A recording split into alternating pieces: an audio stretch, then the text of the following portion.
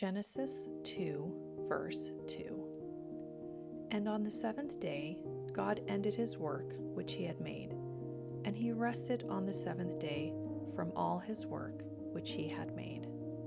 So this week in Watercolor Moments, we come to the final day of creation, the day that God rested.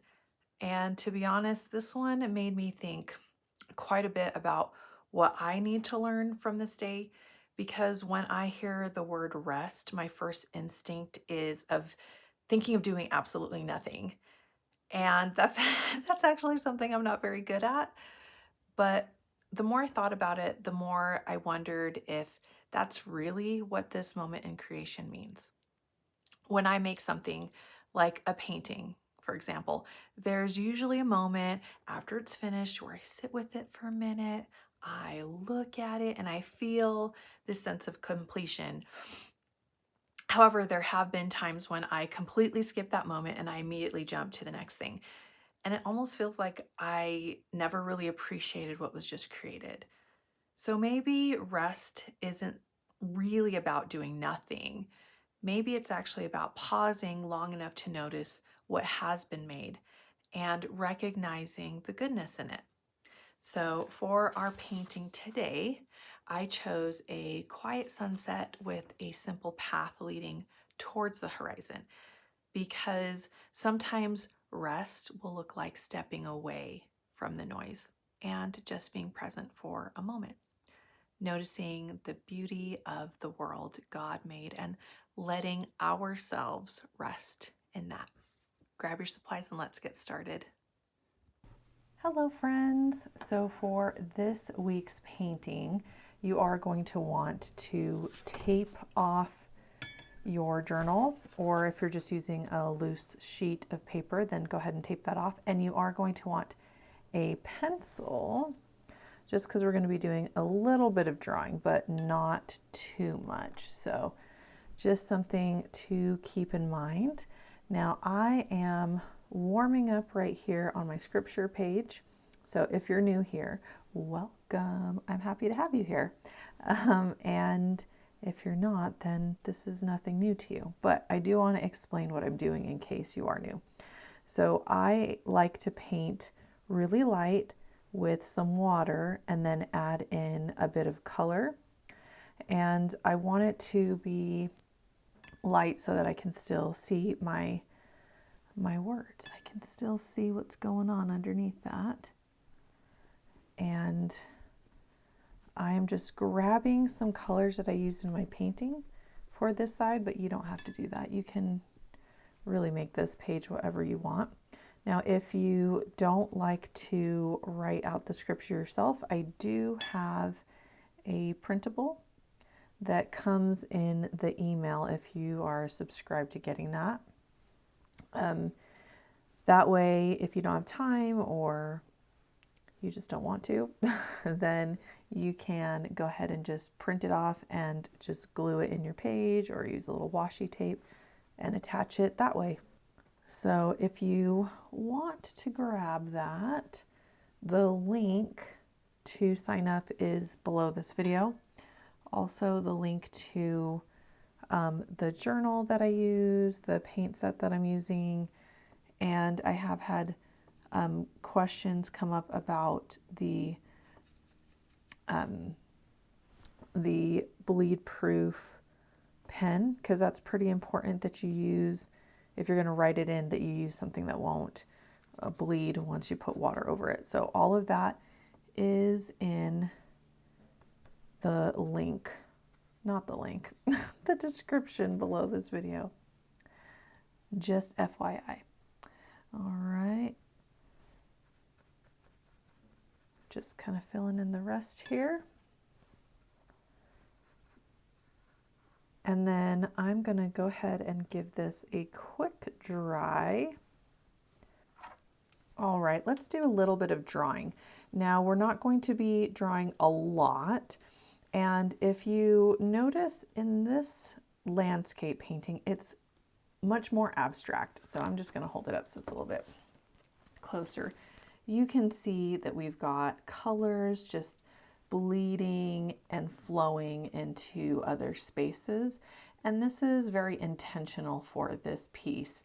I wanted it to also reflect that peace and calm and not the worry that I tend to have when it comes to resting, because look, I just really struggle with that. So our drawing is going to be simple, and it doesn't have to be anything super detailed, okay? So I'm going to start by creating a horizon line.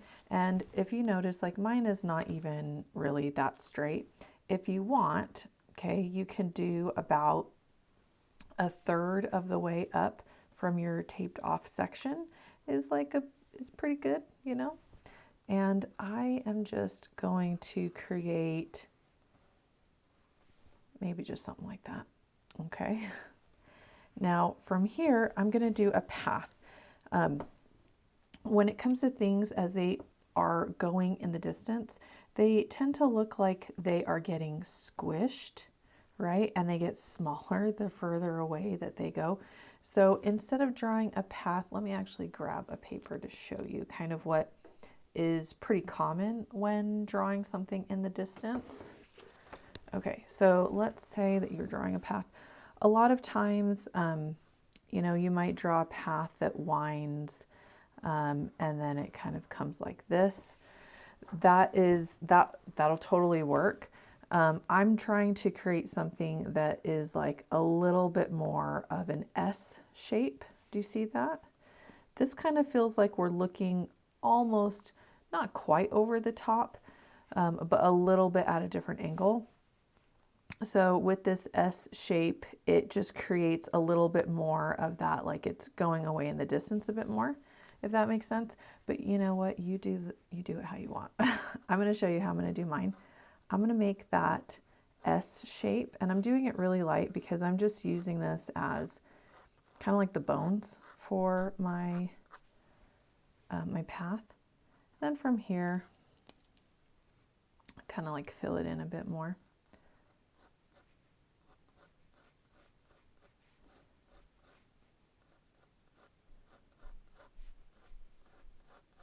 And it's wider down at the bottom.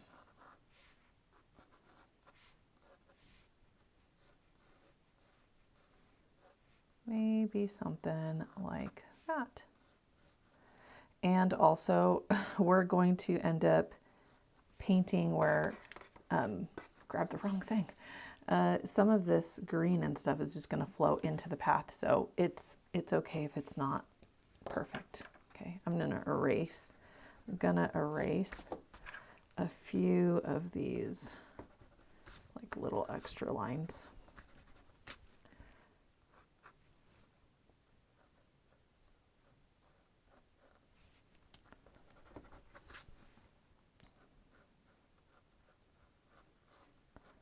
Okay, that's good enough. Now I'm going to draw this top mountain range here. And I'm trying to give space so I can do a second one. So let me see if yeah, that looks good enough. Okay, and I'm not even going to draw the second one in. Can you guys see what I drew? I don't know if you can. Make it a little bit darker. Okay. Now I'm going to add my sun, okay, because this is my sun setting. And you can totally draw it as big as you want. You could do it off to the side if you want to, but I'm putting mine more in this center area. I feel like that's a little bit bigger than what I originally had. That's okay. And the other thing I'm going to do is, if you notice, there's a little bit of this glow right underneath. So I am going to make sure I have space for that by making my sun maybe a little bit taller.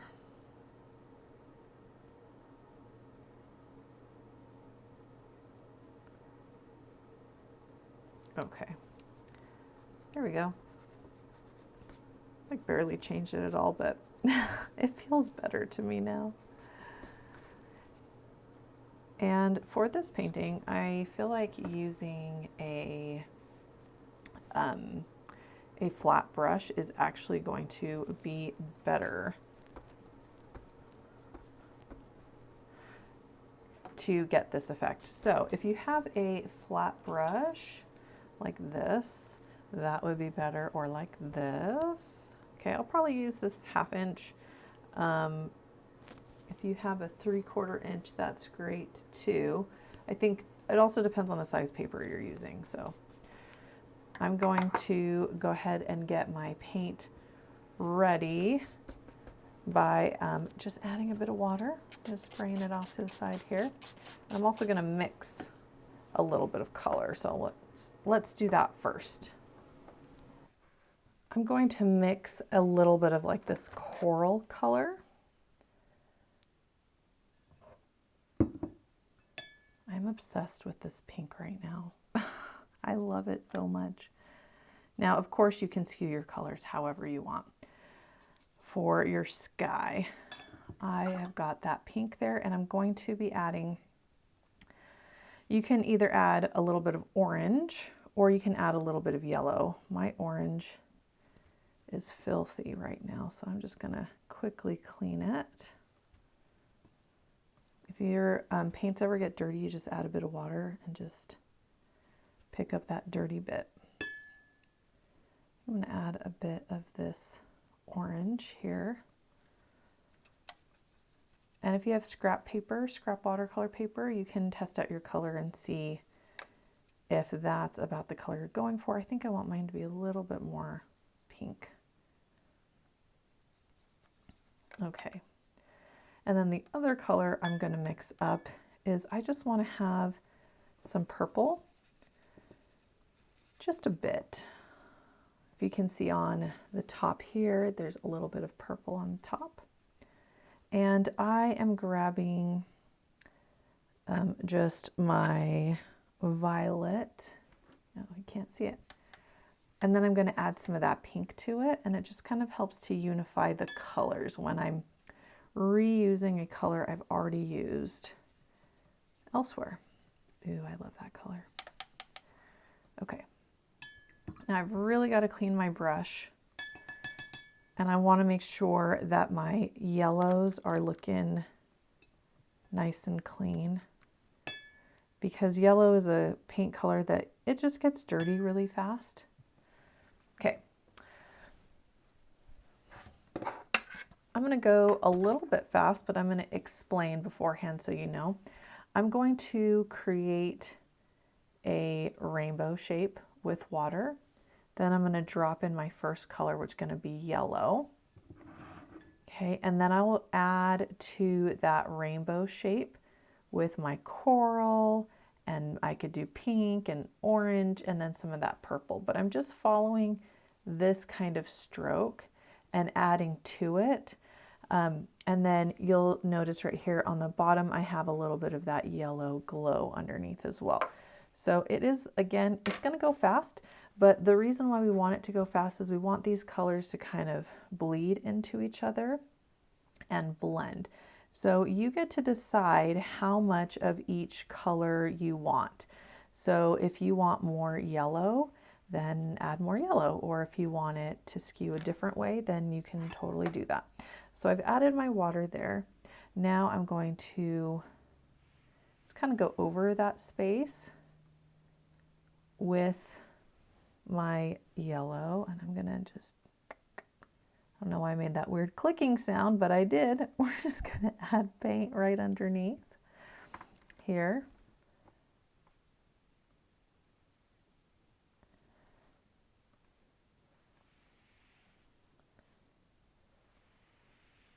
Okay, now I will grab, I'm gonna grab that coral color, and I'm going to put it right next to and then barely overlapping that other one.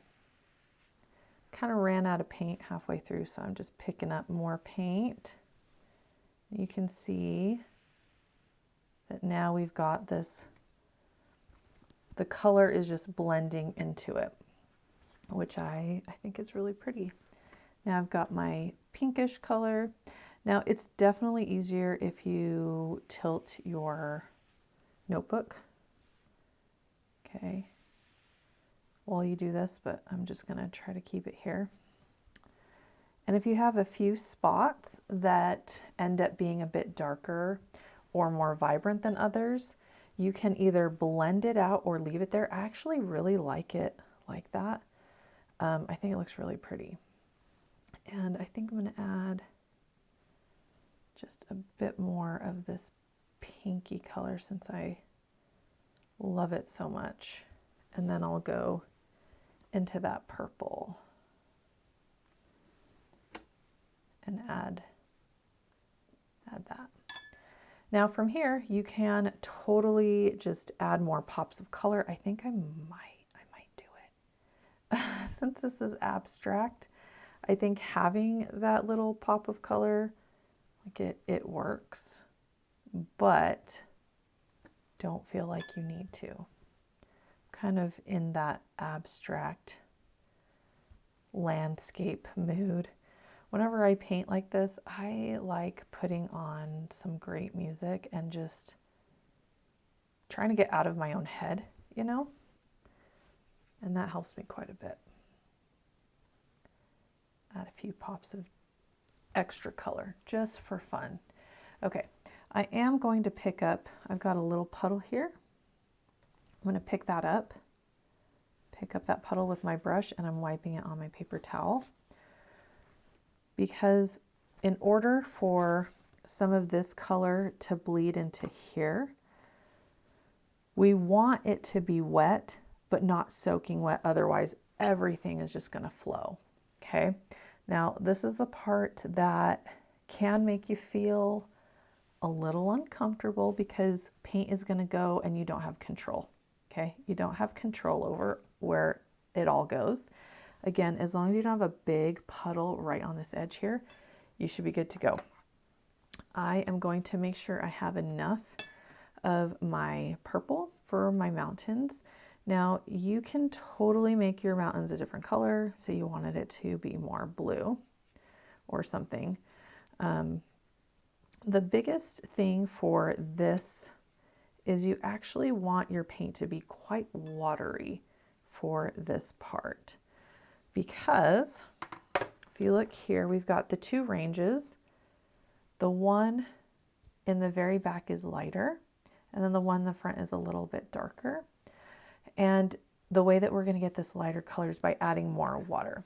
Okay, so I'm going to go for it, and I'm going to actually fill in this entire shape. Okay, and if you barely touch your brush to the edge of that sky, especially, well, if it's wet, right? Then some of that color is just going to go right into the mountain, like over there where it's pink. Looks like up here on this side, maybe not as much, but that's okay. And we're just letting some of that color flow through. And I'm filling in this entire thing like a coloring book.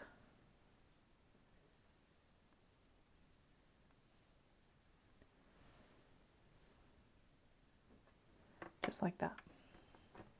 Okay. And then just check for any really big puddles. I have a little puddle here. I'm just picking up some of that paint. And I'm going to let some of this color from the sky flow down into the mountain. Now I am going to go for my grass. Now I like using a variety of greens. So I've got a Viridian. I don't even know what this green is, but it has a little bit of yellow. You can just get all your greens wet if you want. Okay, now this is the part where it can get pretty messy. So look, my green flowed all the way up, and that's okay. All right, we can tighten things up with a few lines afterwards, but I'm going to start closer to this bottom edge, and I'm adding my water. I'll go in and I'll just drop in some color and let your strokes be expressive. Okay, kind of think of it as like doing a little dance with your brush. Okay, just let go and make some marks and see what it feels like to just relax into it. There's not a right or wrong way to do this.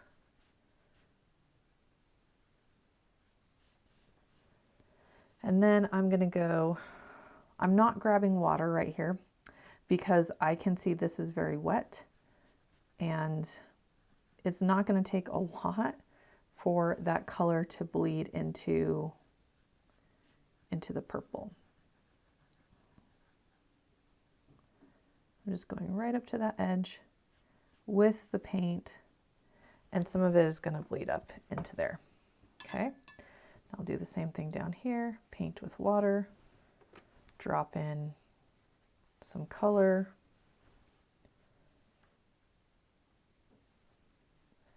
And I'm not having my brush go back and forth, because otherwise that will turn all the color, all that green is going to turn to one shade of color, one green. And I want to have like these different spots that, you know, are slightly different because that just makes it look a little bit more visually interesting. Okay, I'm coming right up in here, right up to the edge. I actually don't have quite a lot of bleeding like I did for this one, which is fine too. Maybe yours is a little bit drier like mine and there won't be much bleeding right there. Okay, I'm checking down here for any big puddles and just wiping them up. Now we are going to get into that second mountain range. So I am going to grab this purple that I made and I'm going to actually just add some more paint to it, because what we want is we're going to do a second layer and we want a little bit less water, so we can introduce more paint to get that.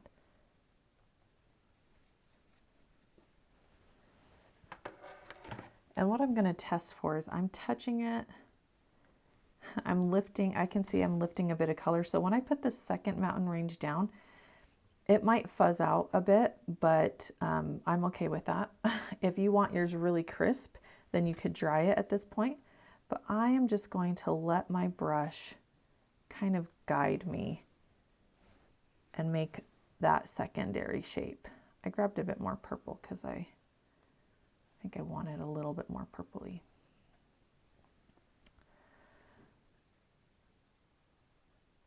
And I do feel like that second layer I got here is probably too dark. So I just added a bit of water to it. And then I can just add a bit more water if I want and then lift. Okay. Actually, you know what? I'm trying to decide. Okay, I'm making a decision. I'm doing it. I'm actually going to fill in the whole thing because I want that background mountain to be just a little bit darker. So I'm going to end up doing this step again. You might not have to. I just think I want it a little bit darker. Okay. Now I'm going to continue on by doing my my path. So I'm going to add, okay. I had some paint on my brush already. This is yellow ochre.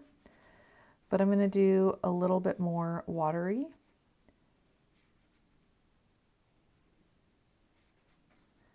And then I can drop in some of that yellow ochre in a few spots here and there so we have a little bit darker. You can also use a bit of this raw umber, especially on the edges. I'm not really like outlining, I'm just creating a few spots that have a little bit more color to it. And again, it's okay that it's a little bit messy. This is the way. This is how you do it. All right, and something else I did on this one is I grabbed a little bit of that pink color and I threw it on here just to show like some of that light. shining onto that path. Again, you do not have to do it, but you can, and it's kind of fun. And then the other thing I'm going to do is I'm going to grab some of my green. I'm just going to put it here. And I want it to be a bit darker. And right here in the foreground, I'm going to add a few marks, and they are going to kind of fuzz out like that. And I'm going to just add some plants right here in the foreground. And it's literally I'm going up with my brush. Okay. And some of it's going to fuzz into the path, and some of it's going to fuzz out. That's all right. I can add a few more spots of this darker green to be like little plants and little things just right along the path. Okay. Now I am going to go back to my mountain range. I think this is probably still too wet. That looks pretty wet. I'm going to give it just like a quick dry. I'm not going to dry it all the way, but just enough that it won't bleed every which way. All right. Now, if I put this second one down and it bleeds everywhere, then I know it wasn't quite ready. It's kind of bleeding over here.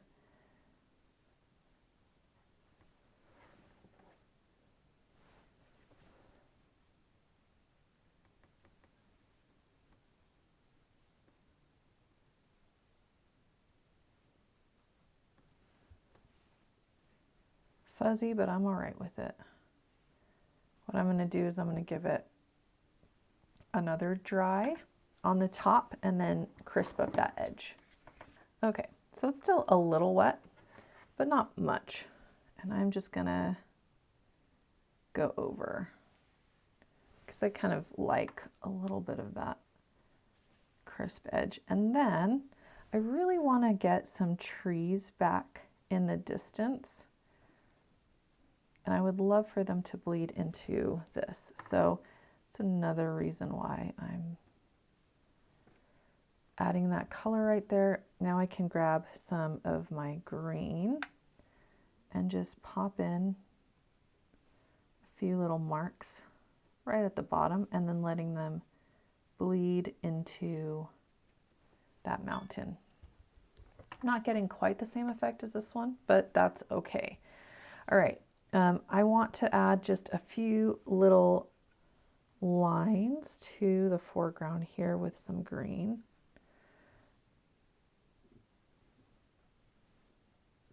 So if you need to dry yours up a little bit more so that you can see that, then do that. Okay. And then I can also add just a few more lines. This is the raw umber. Okay, I need to get my brush a little bit more wet because nothing was happening. Well, that's a little too wet. And if you want to switch to a round brush, it's probably easier, but I'm just going to use what I have in my hand right now. And something else you can do is just adding a few like little marks, just to show a little bit of texture on the path. Don't have to, but it's kind of fun. And there you go. That is the painting. Now, if you painted the sky and then you didn't, like you accidentally painted into the sun, you can go ahead and use some bleed proof white to fill in. I kind of did that on this one because my paint just got away from me. So just throwing that out there is something that you can do. But yeah, there you go. There is our painting. I hope you had a lot of fun. As you finish your painting today, take a minute and look at what you just created. Sometimes we move through our day so quickly that we barely stop to notice what has already taken shape around us. I know I do this all the time. But the final day of creation reminds us that there's value in stopping long enough to take it all in. The colors of a sunset, the stillness at the end of the day, the simple beauty of the world we live in. Moments like that invite us to slow down and remember that goodness already exists all around us. And maybe rest begins right there in this simple act of noticing. Thank you so much for joining me, friends. I'll see you next time.